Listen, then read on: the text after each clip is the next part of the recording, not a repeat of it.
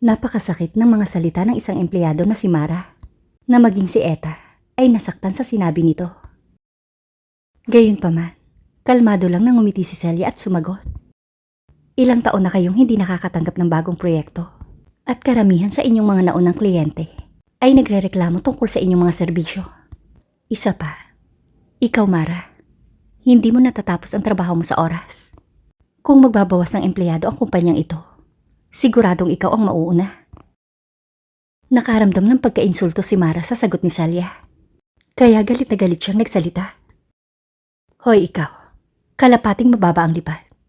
Wala kang karapatang tanggalin ako. Nakuha mo ang iyong mga proyekto, batay sa iyong sariling merito. Sinimulang lapitan ni Mara si Celia. Sa bawat paghakbang niya, namumuo ang galit sa kanyang mga mata. Huminto siya sa harap ni Celia at bumuntong hininga.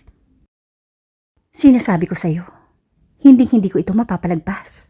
Pupunta ako sa CEO at tingnan natin kung anong kahihinatnan. Siguradong bibigyan niya ako ng patas na paghatol. Ang ilang pang mga kasamahan na nagsiselos kay Celia ay nagkagulo at sumigaw dahil gusto rin nilang makita ang CEO. Gusto ko rin makita si CEO. Gusto kong itanong kung bakit hindi ako na-promote sa kabila ng 3 taon kong pagtatrabaho dito. Pero ikaw Celia, ilang buwan ka pa lang dito, pero 2 beses ka nang na-promote. Balita ko, 3 puntos na mas mataas ang sweldo mo kaysa sa amin. Ni wala ka pang nakukuhang award sa industriya. Paano ka nakakuha ng ganun kataas na sweldo? Kung hindi tayo bibigyan ng CEO ng makatwirang paliwanag, hindi natin palalagpasin ang mga bagay na ito. Sumakit ang ulo ni Celia habang nawawala ng kontrol ang mga bagay-bagay. Wala siyang choice kundi pumayag. Sige, since gusto niyo makita ang CEO, let's go to his office together. Dinala ni Celia ang mga ito sa opisina ng CEO. Ngunit hinarang sila ni Emmett bago sila makarating sa opisina. Inalis ni Emmett ang alalahanin ng grupo at sinabi sa lahat na maghintay sa pintuan habang sinasabi niya ang mga mensahe ng mga ito kay Tyson. Hindi nagtagal, muling lumabas si Emmett at sinabi, "Maaari na kayong pumasok." Dahil doon, nagmamadaling pumasok ang lahat sa opisina. Nakaupo si Tyson sa kanyang upuan at nakatalikod sa karamihan. Go ahead, malamig niyang sabi sa mga empleyado. Ang palabang si Mara ang unang sumagot. Naging miserable siya at pinalaki ang kanyang mga hinaing habang inilalarawan niya ang kanyang sarili bilang isang manggagawa na nagdusa ng husto. Binato rin niya ng matalim na tingin si Celia at sinabing ito ay kakilakilabot na pinuno na ginagamit ang kapangyarihan upang mang-api ng iba. Mr. Reyes, hindi kami pwedeng tanggalin ni Celia ng basta-basta. Hindi ito alinsunod sa mga patakaran ng kumpanya. Manager lang siya ng isang departamento. Paano siya nagkaroon ng ganoong kapangyarihan? And as far as I know, she had affair with Derek na nag-resign kamakailan. Nagtatrabaho siya sa kumpanyang ito nang walang kahirap-hirap at 2 beses pa siyang na-promote. Ito ang resulta ng pagsiping niya sa mga lalaki sa paligid.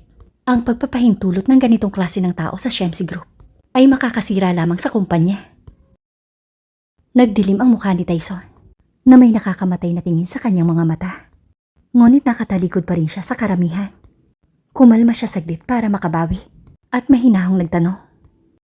Ilan sa inyo ang hindi naniniwalang nakamit ni Celia ang promotion?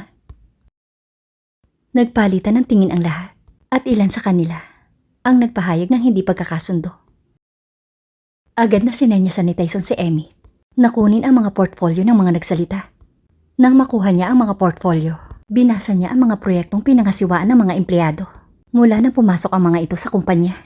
Ang mga kita mula sa bawat proyekto, ang feedback at reviews ng kanilang mga kliyente, pati na rin ang iba pang nauugnay na impormasyon.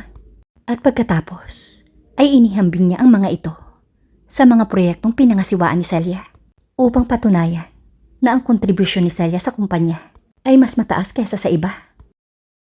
Natahimik ang lahat habang nakikinig kay Tyson. Pagkatapos niyang magbasa, napansin niyang natahimik ang sili at mahinahon niyang sinabi, "Ngayon, sino pa rin ang tumututol sa promotion ni Celia?"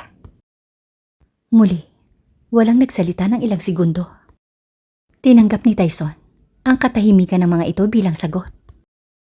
Pinapahalagahan at ginagantimpalaan ko ang mga talento. Wala akong pakialam sa background nyo, as long as you have the skills and ability to handle your work here at Chemsy Group.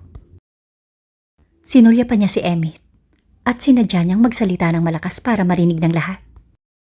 Sabihin mo sa Human Resources Department na mag-issue ng dismissal letter para kay Mara. Ang sino mang hindi susuporta sa teamwork ay tatanggalin sa trabaho. Kung sino man sa inyo ang gustong umalis, you can go with Mara. Walang gustong magbitiw sa mga empleyado. Kung tutuusin, hindi naging madali para sa kanila ang makapasok sa isang malaki at kagalang-galang na kumpanya tulad ng Chemsy Group. Ginamit ni Tyson si Mara bilang babala sa iba at wala nang nangahas na gumawa ng gulo para kay Celia.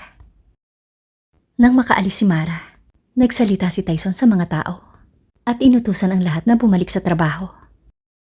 Nang sandaling makalabas ang huling tao, lumapit si Celia kay Tyson at seryosong nagtanong, Mr. Reyes, paano ako makakatulong? Sa wakas ay humarap si Tyson at hinila si Celia sa kanyang mga bisig. Sir, are you okay? I'm sorry. Kailangan mong pagdaanan ang mga ito. Ipaalam mo sa akin kung may nambubuli sa'yo dito. Bibigyan ko sila ng leksyon para sa'yo. Namula ang mukha ni Celia at marahang itinulak si Tyson palayo. Behave yourself. Nasa trabaho tayo. Huwag kang mag-alala tungkol dyan. Sarili ko itong opisina. At walang nakakapasok dito nang walang pahintulot ko. Mas hinigpitan pa niya ang paghawak kay Celia at hinalikan ng malambot niyang labi ang noon ni Celia habang bumubulong. Namiss kita. Hayaan mo akong yakapin ka ng mas matagal.